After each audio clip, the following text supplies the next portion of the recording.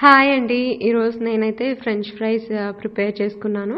Normal potatoes కంటే నేను చూపిస్తున్నాను కదా, స్టార్చీ పొటాటోస్ అయితే ఫ్రెంచ్ ఫ్రైస్కి చాలా బాగుంటుంది. ఇప్పుడు దానికి ఉన్న స్కిన్ ఏదైతే ఉందో అది మొత్తం పీల్ చేసేసుకుంటున్నాను. ఇది సన్నగా పొడుగ్గా కట్ చేసుకోవాలండి పీసెస్.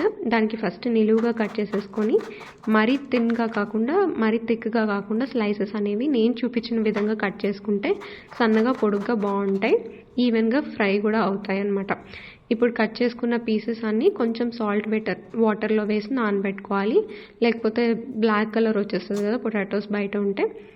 సో అందుకోసం అని చెప్పి ఇప్పుడు దానికి ఉన్న ఎక్సెస్ వాటర్ ఏదైతే ఉందో అది మొత్తం ఒక క్లాత్ మీద పెట్టుకొని నీట్గా తుడిచేసుకోవాలి. సో దట్ ఎక్సెస్ వాటర్ ఏదైతే ఉంటే రిమూవ్ అయిపోవటానికి.